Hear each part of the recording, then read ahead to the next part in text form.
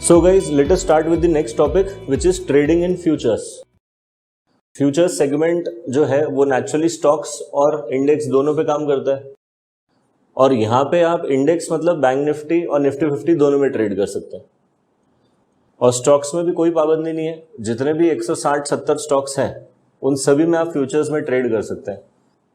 Options में there is a limit, क्योंकि हर एक स्टॉक ऑप्शन में उतना एक्टिव है ऐसा ज़रूरी नहीं है। जैसे बाटा इंडिया की ऑप्शन चेन है ही नहीं, बर्जर की नहीं है, ऐसे बहुत सारे एग्जाम्पल है, ब्रिटानिया भी नहीं है। तो इन सब स्टॉक्स में आप ट्रेड ढूंढ भी ले तो भी आप ऑप्शन में ट्रेड नहीं कर पाएंगे। इसलिए लोग मैक्सिमम बैंक में काम कर रहे हैं और उससे ऊपर बैंक निफ्टी में। तो वी से स्टॉक ऑप्शंस में ज़्यादा अपॉर्चुनिटी नहीं है, लेकिन जहाँ जहाँ अवेलेबल है 15, 20, 30 स्टॉक्स में आप उसमें तो एटलीस्ट काम कर सकते हैं। फ्यूचर्स में ऐसी कोई पाबंदी नहीं है, जितने स्टॉक लिस्टेड है सारों में आप काम कर सकते हैं और इंडेक्स में तो नेचुरली लोग करते ही हैं। तो फ्यूचर्स की बेस तो आपको पता ही है, तो एक बार क्विक रिवीजन कर लेते हैं। बायर सेलर दोनों स्पॉट पे ट्रेड कर रहे हैं, कोई स्ट्राइक नहीं है, कोई प्रीमियम नहीं है। डिलीवरी बेस्ड आप ट्रेड उठा सकते हैं यहाँ पे, यानी कि कॉन्ट्रैक्ट 1 महीने का होता है तो आप 1 महीने की पोजीशन होल्ड करिए।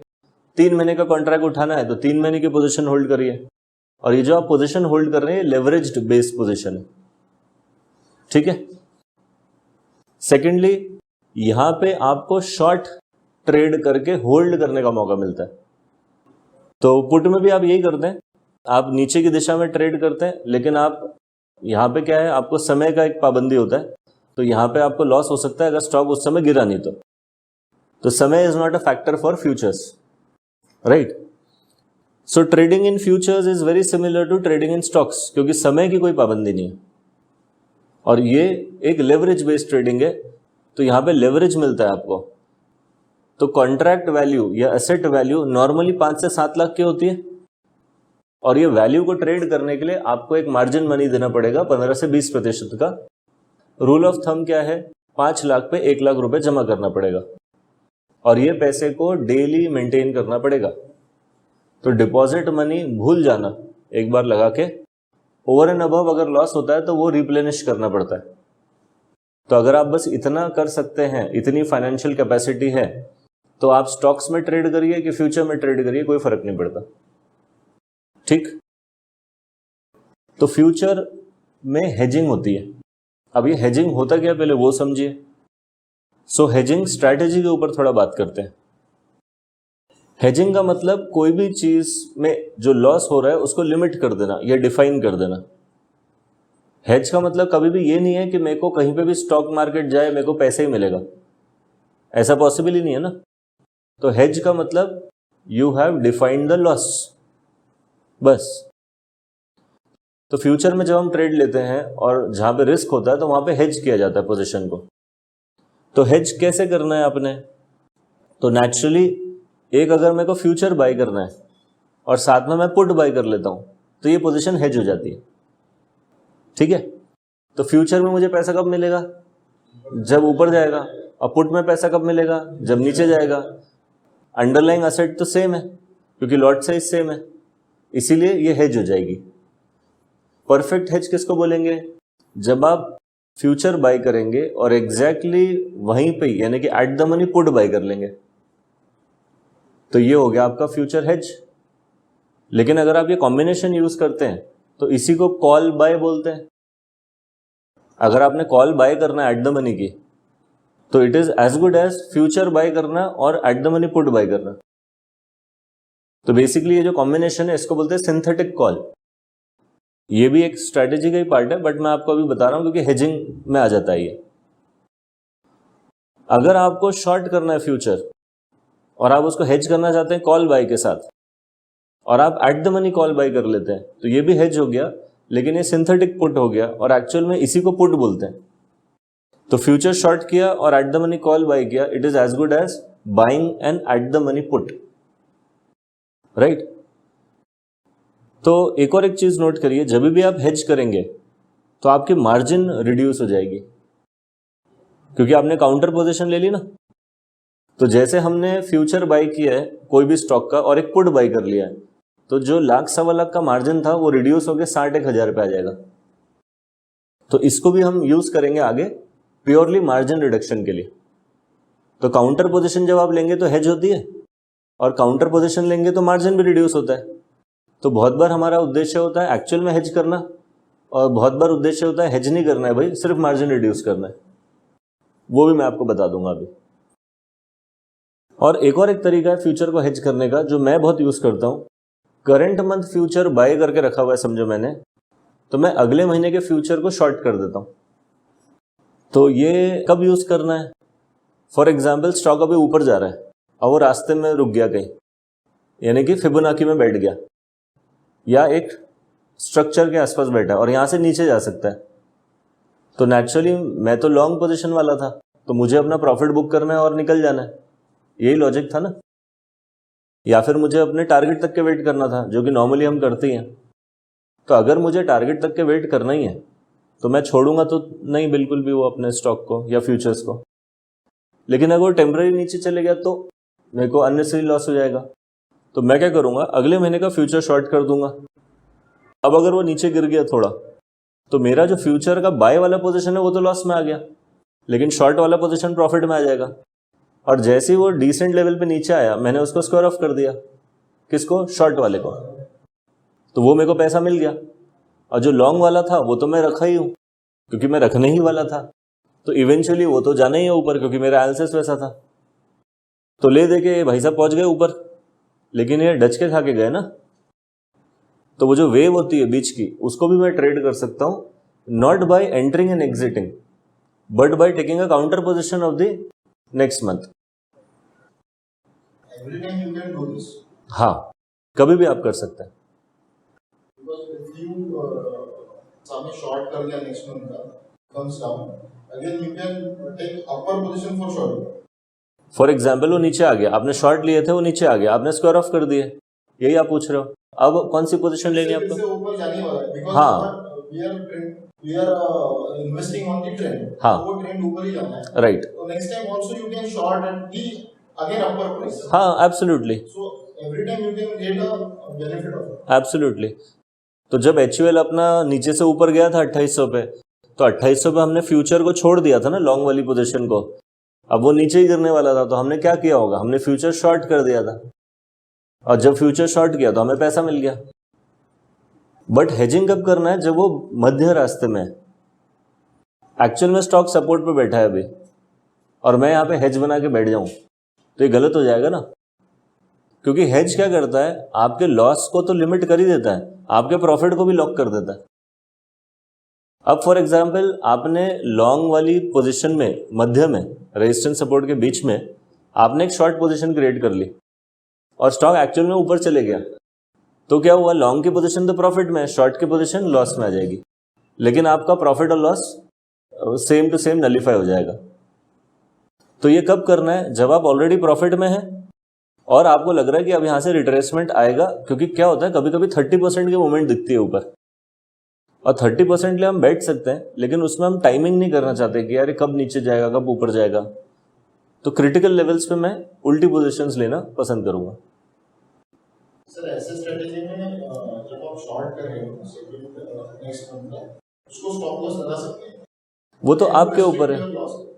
जो अभी अपना एवरेज हो रहा है profit and loss, so you can restrict the loss and again you can leverage your. बात यही हो रही है कि जब आप स्टॉप लॉस की बातें करते हैं ना, तो आपने एक स्पेसिफिक डेफिनेशन यूज करना शुरू कर देते हैं, जो कि बोल रहा है कि भाई स्टॉक इसके नीचे गिरेगा और वापस ऊपर आएगा नहीं। फॉर एग्जाम्पल आपने बाइंग की पोजीशन पे एक स्टॉप लॉस लगा दिया, तो आपका स्टॉक अभी प्रॉफिट में या फ्यूचर प्रॉफिट में, और आपने एक स्टॉप लॉस लगा दिया। स्टॉक हल्का सा नीचे आया, स्टॉप लॉस हिट हो गया, तो क्या गारंटी है इमीडिएटली अगले ही दिन या अगले घंटे वापस से ऊपर ना आ जाए? तो जब आप स्टॉप लॉस लगाते हैं ना, तो आप बहुत स्पेसिफिक चीजें में बात करना शुरू कर देते हैं। आप समझ रहे हैं? कभी भी स्टॉप लॉस लगे, करंट मंथ में, नेक्स्ट मंथ पे, व्हाटएवर, कि आप स्टॉक मार्केट में काम करें थोड़ा दूर से, प्राइस के बहुत पास ना जाए। क्योंकि प्राइस जब ऐसा मूव करता है ना, तो वो प्राइस की वोलेटिलिटी बोली जाती है, तो वोलेटिलिटी में फंस जाते हैं हम लोग। तो आप मोटा मोटा ट्रेड करिए बड़े बड़े रेंज को, इसलिए मैंने बोला 25-30%, 20% की रेंज दिमाग में बैठाई है। यही रेंज में क्या होता है, 2-3% एरर होता है, और वो एरर रेट के अंदर ही स्टॉप लॉस है सबके, तो कट तो सब 2-3% के अंदर ही रहे ना। और बेचारे इंट्राडे ट्रेडर्स तो 1%, 1.5% पे तो काम कर रहे हैं, इसलिए वो बहुत ज्यादा प्रॉफिट नहीं कमा पा रहे हैं, क्योंकि वो बहुत पास बैठे हैं प्राइस के, और प्राइस जब फ्लक्चुएट करता है तो वो कट जाता है। तो इंट्राडे में जो पहली कैंडल बनती है 15 मिनट की, वो इतनी वोलेटाइल होती है कि वो पूरे आपके हाव भाव चेंज कर देगी। जिन्होंने इंट्राडे किया उनको पता होगा, पहली 15 मिनट की कैंडल देख लो, आप मतलब बिलीव ही करना छोड़ देंगे मार्केट में, इतना डेंजरस कैंडल होता है वो। सो स्टॉप लॉस मैं नहीं लगाता, but again I am saying ये मेरा स्ट्रैटेजी है, मैं ऐसे काम करता हूं, वही मैं आपको सिखा रहा हूं। There are lot of people who use stop loss very wisely and they are doing good. तो आप जैसे मुझसे सीख रहे हैं, हो सकता है आप किसी और से भी सीखें, क्योंकि सीखने में कोई लिमिटेशन नहीं है भाई। बट जो मैंने एक्सपीरियंस किया है, और मैंने आपको बताया था एक ले होती है काम करने की, तो वो ले मेरे लिए अभी बहुत अच्छी सूट कर रही है, और जितने भी लोगों से मैंने शेयर किया उनको भी वो सूट करती है मोटा मोटा। इसलिए इसको मैंने डिसाइड किया कि भाई इसी को मैं पढ़ा दूंगा आगे थ्रू द इंस्टीट्यूट। तो मेरे जो तरीके में जो अप्रोच है उसमें स्टॉप लॉस की जगह नहीं है, और वहां पे एरर रेट बहुत ज्यादा है। बट हम क्योंकि प्रॉफिट्स बड़े बड़े रख रहे हैं तो एरर रेट छोटे होते हैं, तो वो हमें बचा लेता है। तो हम साल में कितने ट्रेड करने की बात कर रहे हैं? 3 से 4, और आप उसमें से 2 बार भी गलत हो गए तो भी आपकी पोजीशन सेकेंड एंट्री में निपट जाएगी, बच जाएंगे आप, तो इवेंचुअली तो आप प्रॉफिट में आ जाएंगे। तो स्टॉप लॉस लगाना खतरे वाला काम है, आप लगा के देखना, राइट? इट्स अ रिस्की बेट। तो हेज कब यूज करना समझ में आ रहा है आपको? अब यहां पे मैं आपको एक बहुत ही सिंपल सा कंसेप्ट बताता हूं। ये जो लास्ट वाला है ना, करंट मंथ फ्यूचर मैंने बाय किया हुआ है तो नेक्स्ट मंथ में फ्यूचर शॉर्ट कर रहा हूं, ये मैं आपको एक कंसेप्ट समझाता हूं, बहुत ही शानदार कंसेप्ट है। फिलहाल के लिए यूज नहीं करना, लेकिन सिर्फ दिमाग में रजिस्टर करिए इसको। आपने मीन एवरेज सुना है कभी? है ना, RMS value, root mean square value बोलते हैं उसको। एक सिंपल सा एग्जांपल मैं आपको दे रहा हूं। साइडवेज स्टॉक है, इसका एवरेज क्या होगा? ये एक साइन कर्व है, साइनोसॉइडल कर्व पता है ना आपको, साइन कर्व। तो साइन कर्व का एवरेज क्या होता है? मिडिल लाइन, बीच की लाइन, जिसको हम बोलते हैं जीरो लाइन, और इसी को मीन एवरेज लाइन बोलेंगे। अब यहां पे तो परफेक्ट एवरेज हो रही है, इसलिए वो average line is mean average line. तो क्या होता है, कुछ स्टॉक्स का व्यवहार होता है जो साइडवेज होते हैं या जोन में चले जाते हैं, साइडवेज जोन में, एक्यूमुलेशन जोन में चले जाते हैं या डिस्ट्रीब्यूशन जोन में जाते हैं। तो और कुछ स्टॉक का व्यवहार ही होता है वो जिंदगी भर ही साइडवेज होते हैं। तो आपको पता है इवेंचुअली ले दे के ये मीन लाइन के आसपास ही आने वाला है, ये आपको पता ही है। तो जैसे ही वो डेविएशन दिखाता है ना, और आप पास्ट में चेक करते हैं कि डेविएशन कितना डिग्री का है, यानी कि कितना दूर जा रहा है वो, और अगर वो अपनी अपर लिमिट के आसपास है तो बिना कुछ सोचे समझे लोग क्या करते हैं, सीधा सीधा शॉर्ट मार देते हैं। और अगर मीन डेविएशन जो मीन लाइन है उसके बहुत नीचे चले गया तो लोग लॉन्ग कर देते हैं। अब मैं आपको ये समझा रहा था, अज्यूम करिए मध्य लाइन पे ही आपने एक लॉन्ग और एक शॉर्ट कर लिया, तो क्या हुआ, जैसे स्टॉक ऊपर गया लॉन्ग वाली पोजीशन प्रॉफिट में आ गई, शॉर्ट वाली लॉस में आ गई, लेकिन इवेंचुअली स्टॉक तो नीचे ही जाने वाला है ना। तो मैंने अपर रेंज पे एक और एक शॉर्ट ऐड कर दिया, तो अब मैं डबल शॉर्ट पे बैठा हूं। तो जब वो नीचे आया मीन लाइन पे, तो ऊपर की शॉर्ट प्रॉफिट में आ गई, और जो पहली वाली शॉर्ट थी मीन लाइन पे वो जीरो पे आ गई। अब यहां पे मैंने जो शॉर्ट पोजीशन थी उसको भी स्क्वायर ऑफ कर दिया, और जो पहली वाली शॉर्ट थी मीन वाली जो अभी नो प्रॉफिट नो लॉस पे, उसको भी हटा दिया। तो आप देख रहे हो क्या रहा है कि अगर आप यही कंसेप्ट यूज करते जाओ बार बार, तो you will and up in profits. आपको सिर्फ वेट आउट करना पड़ेगा लॉस की पोजीशन को नो प्रॉफिट नो लॉस पे आने के लिए। इसको बोलते हैं मीन डेविएशन पे काम करना। तो एक एवरेज लाइन लीजिए 50 की, 100 की या 20 की, स्टॉक पे ड्रॉ कर दीजिए। नेचुरली ये ट्रेंडिंग स्टॉक पे नहीं काम करेगा, क्योंकि ट्रेंडिंग स्टॉक भाग जाते हैं ना इधर उधर। तो ऐसे स्टॉक जो स्लगिश होते हैं, हाँ एकदम बड़े बड़े स्टॉक, आईटीसी जैसा हो गया, लेकिन मैं प्रेफर करूंगा एकदम ही पीएसयूज जो एकदम ही खत्म है। खत्म मतलब एकदम नीचे भी नहीं एकदम ऊपर भी नहीं है, बट नेचुरली आपको पता होना चाहिए फैक्टर्स तो नहीं आ रहे। तो यहां पे मीन एवरेज डेविएशन पे आप काम कर सकते हैं। अब बेसिकली ये ट्रेंड लाइन ही बनाती है, पता है आपको। नीचे का अगर मीन डेविएशन आपने टच कर गया ना बॉटम वाला, तो उसको ट्रेंड लाइन बोलते हैं। और जितनी परफेक्ट है उतना अच्छा है ट्रेड। सिमिलरली ऊपर का भी एक रेजिस्टेंस लाइन बनता है। तो ये जो बैंड होता है हायर टू लोअर, ये जितना नीट है उतना अच्छा ट्रेड होगा।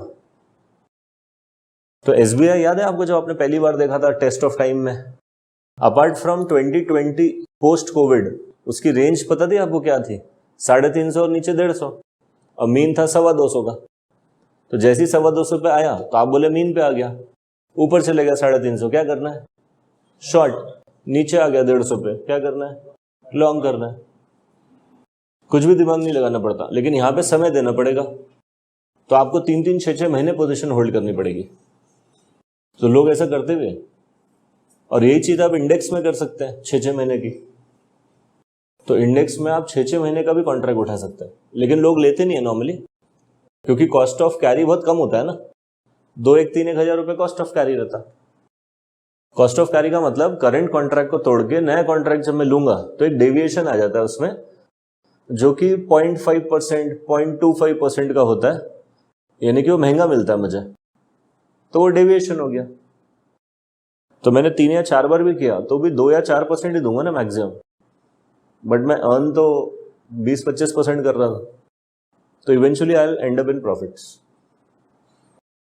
क्लियर हुआ ये आपको? तो जो लास्ट पॉइंट है ना, ये बहुत ही इंटरेस्टिंग है, बट अभी आप लोग ने इसको ट्राई नहीं करना। और ये कब करते हैं? जब आप अच्छे खासे मतलब मध्य रास्ते तक के पहुंच जाए, गाड़ी निकली नहीं और आपने हेज कर दिए, वो गड़बड़ है। तो सपोर्ट से निकले नहीं, 3-4% पे आपने हेज किए तो बहुत रिस्की है, क्योंकि आगे जाके ये आपके लेने के देने पड़ जाएंगे, क्योंकि बहुत ऊपर की पोजीशंस बची है ना। अभी जाना उसने बहुत ऊपर था, आपने एकदम स्टार्ट होते साथ ही उसको हेज बना दिया, वो गड़बड़ है। आप क्या करिए, 61.8 फिब रिट्रेसमेंट का वेट करिए और वहां पे शॉर्ट करें, या एक सपोर्ट बिकम रेजिस्टेंस वाली जगह पे आप शॉर्ट करें। सही जगह पे करेंगे तो आपको पैसा मिल जाएगा। क्लियर है? तो hedging is very important in futures. Cost of hedge क्या होता है ये मैं आपको समझाता हूं अभी। We are talking about hedging futures with options. Future with future hedge करते हैं तो कॉस्ट ज्यादा आती नहीं, उल्टा हम लोग प्रॉफिट में आ जाते हैं, क्योंकि नेक्स्ट मंथ की हमेशा जो स्ट्राइक होती है शॉर्ट वाली, वो महंगी होती है, राइट? तो कॉस्ट ऑफ हेज आ रही है ऑप्शंस और फ्यूचर्स के कॉम्बिनेशन में। तो 4 हफ्ते बचे थे, स्टॉक था 100 रुपए पे, फ्यूचर भी 100 रुपए पे था। नॉर्मली फ्यूचर हल्का फुल्का ऊपर रहेगा, बट हमने अज्यूम किया कि 100 पे ही है। पुट हमने लिया 5% OTM, ठीक है? तो 5% दूर जाएंगे तो 2% कॉस्ट होती है, तो 100 रुपए का 2% इज 2 रुपए। समझ में आ रहा है आपको? सो स्पॉट था 100 पे, फ्यूचर भी बाई किया 100 पे, पुट लिया 95 का। और हम क्या चाहते हैं एक्चुअल में कि स्टॉक ऊपर जाए, क्योंकि हमने तो फ्यूचर बाई किया हुआ है। लेकिन उस समय क्या होता है, उस महीने स्टॉक सीधा सीधा नीचे गिर के 90 पे आ जाता है। फ्लैश क्रैश बोलते हैं इसको, फ्लैश क्रैश हो गया। तो 90 पे आया, मतलब 10% ड्रेन हो गया। तो मेरा फ्यूचर में कितना लॉस है? 10 रुपए का। और पुट में कितना बेनिफिट है? 5 रुपए का। लेकिन मैंने दिया कितना था? 2 रुपए। तो नक्की प्रॉफिट कितना हुआ? 3 रुपए का। तो टोटल जो लॉस है मेरा, वो आज कितने का है? 7 रुपए का। अब अगर ये 90 नहीं 80 भी चले जाता तो क्या होता? फ्यूचर में लॉस हो गया 20 रुपए का, ऑप्शन में प्रॉफिट हो गया 15 रुपए का, और मैंने दिए थे 2 रुपए, तो नक्की प्रॉफिट हुआ 13 रुपए का, और नेट प्रॉफिट लॉस देखेंगे वो भी है अभी 7 रुपए का। तो जितना भी वो नीचे चले जाए आपकी लॉस डिफाइंड है। और ये लॉस कैसे डिफाइन हुई? जितनी दूरी आपने बनाए वो आपका कॉस्ट था, क्योंकि आपने दूरी बना लिए थे, और प्रीमियम जो आपने पे किए थे वो। सो दूरी थी 5 रुपए की, प्रीमियम था 2 रुपए का, ये हो गया आपका हेज का मैक्सिमम एक्सपेंस। बेसिकली कॉस्ट तो 2 रुपए की है, लेकिन आपकी जो हेज है, प्रोटेक्शन है, वो 7 रुपए के ऊपर ही आएगी आपको, यानी कि 7 रुपए का मैक्सिमम लॉस हो सकता है।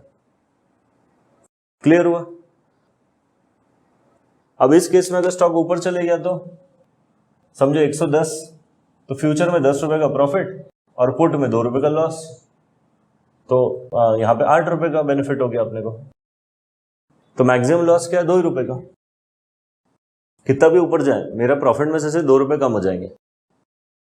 ठीक है, मैक्सिमम जो लॉस है वो डिफाइन हो गया 7 रुपए का, यानी कि 7% का नीचे की तरफ, और ऊपर की तरफ में जो कॉस्ट आ रही है मेरी 2 रुपए की आ रही है, इसलिए कॉस्ट ऑफ हेज कितनी है?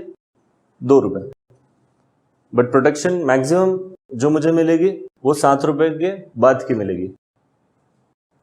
अब ये कम करना है आपको परसेंटेज, तो क्या करो? पास आ जाओ, यानी कि 95 पे मत लो, आप क्या करो? 100 पे पुट बाय कर लो। और यही वो चीज है जो मैं आपको पहले समझा रहा था, फ्यूचर बाय किए और at the money put bye कर दिए। तो यहां पे क्या हुआ है? Put at the money 4 weeks का 4 रुपए मांगेगा आपसे। अब स्टॉक फिर गिर गया तो फ्यूचर में 10 रुपए का लॉस है, लेकिन जो पुट में है आप देखेंगे बेनिफिट कितना है, तो 10 रुपए का बेनिफिट है, 4 रुपए की कॉस्ट है, 6 रुपए का प्रॉफिट है, और नक्की लॉस कितने का हो गया? 4 रुपए का। लेकिन आपकी कॉस्ट ऑफ हेज बढ़ी ना, लेकिन आपको प्रोटेक्शन भी ज्यादा मिली। अब ऊपर भी जाएगा तो मैक्सिमम लॉस आपको, मतलब मैक्सिमम प्रॉफिट में से लॉस जो है वो 4 रुपए का माइनस करना पड़ेगा। ठीक है, क्योंकि 4 रुपए तो पुट खा जाएगा ना अपना। So this is known as cost of hedge. अब जब हम बात कर रहे थे कि फ्यूचर को बाय करना और at the money put buy करना, this is equal to call. ये समझ में आया आपको? कितने लोगों को नहीं समझ में आया? अच्छा, बहुत लोग हैं। अगर मैं कॉल बाय करता हूं तो what is the maximum risk? Premium paid, और 4 हफ्ते का प्रीमियम कितना है? 4 रुपए। अब स्टॉक कितना भी नीचे गिर जाए, कितना रिस्क है? 4 रुपए। और कितना भी ऊपर चले जाए, समझो अभी 120 चले गया, तो मुझे प्रॉफिट कितना मिलेगा? 120 minus 100 which is 20 rupees, minus 4 16 रुपए। तो हमेशा मेरे को ये 16 रुपए इन दिस पर्टिकुलर केस, जब वो ऊपर गया तो जो भी मूवमेंट आई उसमें से 4 रुपए हमेशा माइनस होंगे ना। तो वही तो कॉम्बिनेशन ये वाला था पहले वाला, कि अगर फ्यूचर भी मेरा 120 जाता तो 20 रुपए मुझे फ्यूचर भी देता, लेकिन 4 रुपए मेरा पुट खा जाता, तो मेरा प्रॉफिट कितना होता? 16। और सिर्फ मैंने कॉल भी बाय की होती, उस केस में भी 120 जाता तो 20 रुपए प्रॉफिट होता, लेकिन क्योंकि मैंने कॉल बाय किया हुआ है, इन केस मैं call at the money by करता तो वो तो मेरी कॉस्ट थी ना।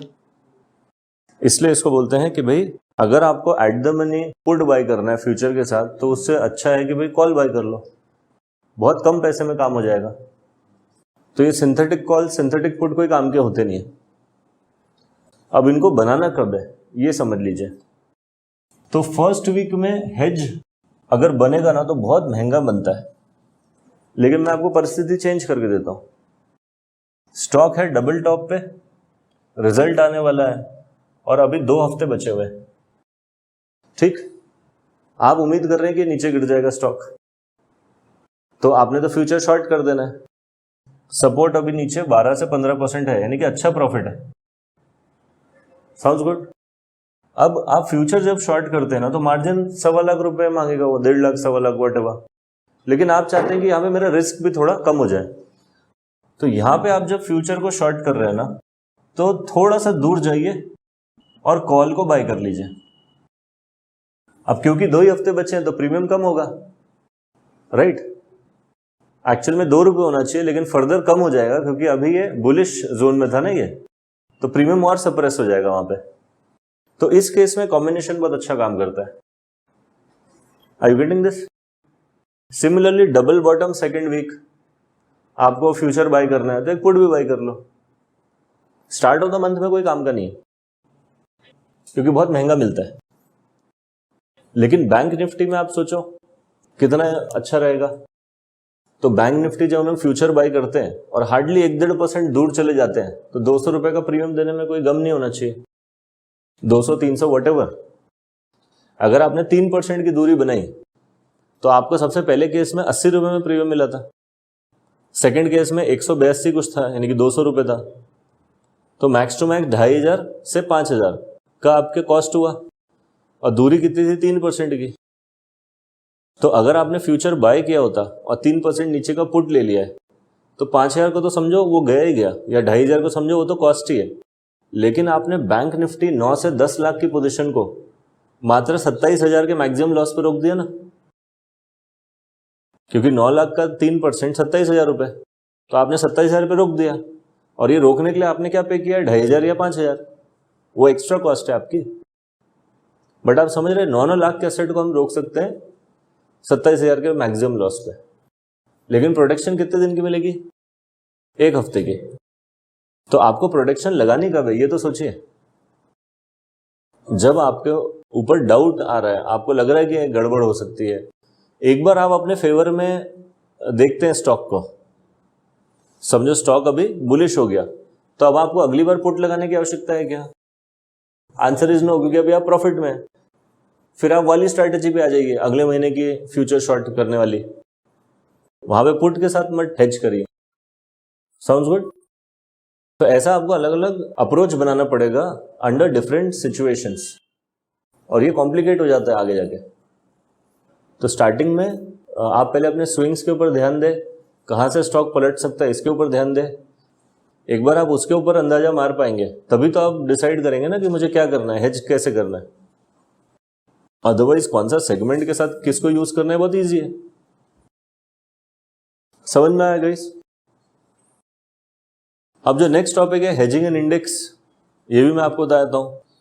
अगेन बहुत इजी है ये, जैसे हमने ऑलरेडी डिस्कस किया, हेजिंग इन स्टॉक महंगा होगा, इसलिए हम क्या करेंगे, हेजिंग इन इंडेक्स।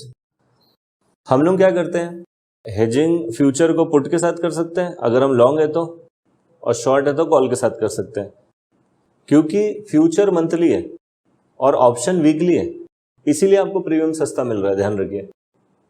और अगर आप सही जगह पे करेंगे तो 1-1 हफ्ते का भी प्रोटेक्शन बहुत अच्छा हो जाता है। क्लियर? और फाइनली ये हम लोग यूज क्यों करते हैं, फ्यूचर लॉन्ग और फ्यूचर शॉर्ट के कॉम्बिनेशन को, जो कि थर्ड पार्ट ऑफ हेज था, इसको हम यूज तभी करेंगे जब हमको माइनर करेक्शन का बेनिफिट लेना है अंडर द मेजर मूवमेंट, जो ऑलरेडी हमने डिस्कस कर लिए। तो ध्यान रखिए हर एक चीज का काम अलग अलग है, आपके ऊपर आपको कब यूज करना है। Sounds good? और ये लास्ट टॉपिक है for futures, which is margin reduction strategy. ये हम लोग तब यूज करते हैं जब हमने बहुत हैवी पोजीशंस लेके रखी हुई है और हमारी पोजीशन लॉस में जा रही है। कैपिटल कभी कभी क्या होता है, समझो अकाउंट में नहीं है, एक पर्टिकुलर बैंक में नहीं है, कहीं से पैसा आने वाला है और देरी हो सकती है, और भाई ये मेरी पोजीशन कट जाएगी, ऐसा लग रहा है आपको अगर, या फिर आपको लग रहा है कि ये फॉल तो आ गया लेकिन फट से रिकवरी भी आ जाएगी, टेम्पररी फॉल है, बट प्रॉब्लम है कि कैपिटल कम हो गया तो पोजीशन कटे नहीं। इसके लिए हम लोग क्या करते हैं, एक मार्जिन रिडक्शन स्ट्रेटेजी यूज कर लेते हैं। बेसिकली हम एक हेज ही बना रहे हैं, लेकिन हम उसका उपयोग हेज के लिए नहीं करते हैं, हम लोग उसका उपयोग करते हैं मार्जिन रिडक्शन के लिए। तो ये मैं आपको समझाता हूं कैसे होता है। तो आपने क्या किया, आपने फ्यूचर बाई किया हुआ है और उसी फ्यूचर के साथ साथ आप एक deep out of money put by करके बैठ जाते हैं। ये स्टार्ट ऑफ द कॉन्ट्रैक्ट पे आपने कर लिया, तो जो आपको लाख सवा लाख लग रहा था वो अभी 70,000 60,000 लग जाएगा। तो जो एक्स्ट्रा पैसा है 30-40 हजार रुपये आपका जो बच गया, वो बफर की तरह काम करेगा, क्योंकि मार्जिन के ऊपर बफर नहीं होता ना बहुत से लोगों के पास। या फिर मार्जिन तो थी, स्टॉक नीचे घसर गया, तो अब मेरे पास ऊपर बफर के लिए पैसा नहीं है, तो उस केस में क्या करिए, 5,000 रुपये का एक पुट ले लीजिए या 3,000 का एक पुट ले लीजिए, तो वो आपको अंडर कंट्रोल ले आएगा आपकी मार्जिन को। So how do we use this? We use this by buying a future along with deep OTM put. Objective is not hedging, objective is to reduce the margin. अगर future negative में गया, पैसे की आवश्यकता है, तो put buy कर लीजिए 1 या 2, आपका मार्जिन बहुत रिड्यूस हो जाएगा। ये मैं भी यूज करता हूं, अभी मैंने पिछले महीने भी यूज किया था, क्योंकि मेरा HUL -15% चले गया था, है ना, और लॉट्स बड़े होते हैं मेरे, तो मैं 2 से 5 लॉट के बीच में काम करता हूं, तो मेरी अच्छी खासी पोजीशन लॉस में दिख रही थी, और मैं कितना पैसा और डालूं ये डिसीजन था। तो मैंने इमीडिएटली फिर वहाँ पे हेज बनाने की कोशिश करी, बट हेज मैंने प्रोटेक्शन के लिए नहीं बनाया, मैंने मार्जिन रिडक्शन के लिए बनाया। ठीक, तो ये हम लोग को करना ही पड़ता है।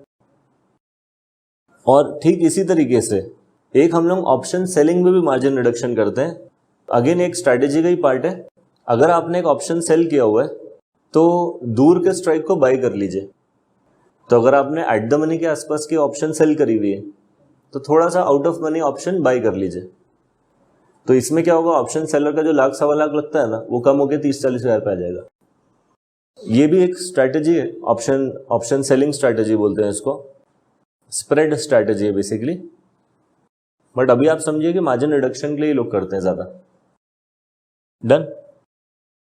आप लोगों को इमीडिएटली अभी ये सब काम में नहीं आने वाला है, बट अगर आपके जहन में है तो आपको पता है ना कि आगे हम कर सकते हैं। और जब ये नोट्स आपके पास आ जाएंगे तो आप इसको एक बार रिकॉल भी कर सकते हैं। तो you can use this after some point of time. जो ऑलरेडी ट्रेड कर रहे हैं अगर उनको हेल्प हो रही है तो अच्छी बात है, अदरवाइज मोटा मोटा फ्रेशर्स को यहाँ पे कुछ खास काम में नहीं आती ये सब चीजें। इसका एक एग्जाम्पल देखिए मार्जिन रिडक्शन स्ट्रैटेजी का। ये बहुत अच्छा रहेगा उन लोगों के लिए भी जिनके पास कैपिटल नहीं है अभी।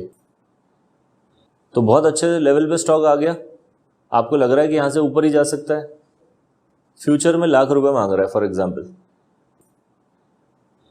अब ये मंथ एंड के आसपास का है, इसलिए आपको प्रीमियम भी कम दिखेगा और जो मार्जिन रिड्यूस हुआ ये भी कम दिखेगा, क्योंकि मैंने कल ही इसका स्क्रीनशॉट लिया।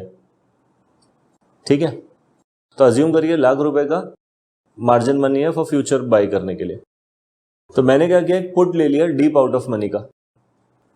सस्ता ही मिल रहा है अभी क्योंकि समय कम है, हार्डली अभी 5 दिन बचे एक्सपायरी को। तो बिकॉज हमने एक पुट लिया जो कि बहुत ही सस्ता है, 400-500 रुपए का पुट है ये, तो हमारा जो मार्जिन है ना वो लाख रुपए से कम होके 66,000 हो गया। तो ये बेनिफिट कब मिलेगा अपने को, जब हम पुट ले लेंगे, और जो पुट का जो हमने पैसा दिया वो हमारे लिए लॉस है, ऐसा समझिए। तो वैसे भी बहुत मिनिमम है। हाँ, वो ऑलरेडी कम है। तो मैं क्या करता हूँ, एक 3-1 हज़ार रुपए का पुट खरीद लेता हूँ कभी भी, जिससे मेरी 7 लाख की पोजीशन में जो 1.25 लाख रुपए लग रहा था वो सीधा सीधा 61,000 रुपए 70,000 रुपए हो जाता है। तो एक्स्ट्रा जो 50,000 रुपए बचा ना, वो पूरा महीना मैं बफर की तरह यूज कर लेता हूँ। तो जब मुझे एक्स्ट्रा लॉट्स ऐड करने होते हैं तो मैं एक्स्ट्रा लॉट भी ऐड करूँ प्लस बफर भी ऐड करूँ। तो 1.25 लाख मार्जिन है, 50-60 हज़ार रुपए की बफर है, यानी कि मुझे 2 लाख के आसपास एक लॉट पे ऐड करने की बात करनी है। तो instead of that what I will do is I will use a put. अब वो 1.25 लाख को ही अगर मैंने 70,000 बना दिया मार्जिन मनी को, तो बचा हुआ जो पैसा है वो तो मेरा बफर की तरह काम में आ जाएगा। तो इंस्टेड ऑफ 2 lakhs मेरा एक्चुअल में 1.25 लाख में मेरा सब काम हो जाएगा। But what is the cost I am paying, 3,000 rupees in case अगर वो पुट 3,000 का है तो। क्लियर है? क्योंकि मैं ये सेकेंड लेवल पे बाय करता हूं तो वहां पे रिएक्शन भी जल्दी आ जाता है, और रिएक्शन आया, एक बार मेरा फ्यूचर प्रॉफिट में गया तो पुट से तो मुझे वैसे भी कोई लेना देना नहीं था, वो तो जीरो होना ही है। लेकिन मेरा फ्यूचर अगर 30-40 हज़ार प्रॉफिट में आ गया, एटलीस्ट मैं प्रॉफिट में तो हूं ना, तब वो काम में आता है।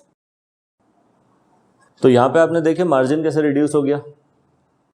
तो यहां पे हमने एक फ्यूचर के साथ एक पुट बाय कर लिया था, लेकिन पुट बाय किया था हेज के लिए नहीं, सिर्फ मार्जिन रिडक्शन के लिए। ठीक है गाइस, ये टॉपिक पे कोई सवाल है क्या? क्लियर है?